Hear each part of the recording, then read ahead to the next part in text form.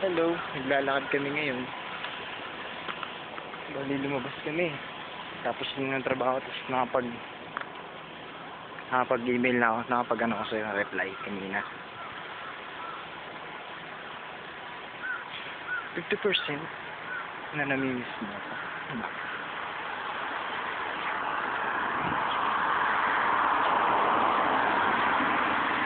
Yan, ito, nalad lang.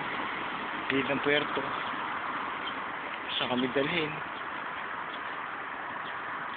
Yun! Nandun yung mall. Lapit lang yan. Malayo yan, Iho. Itanong natin yan, malayo yan. O, tas ano? Liko na lang tayo dun. Nalabas tayo dun sa kabila. Diba? Balik namin sa kabila.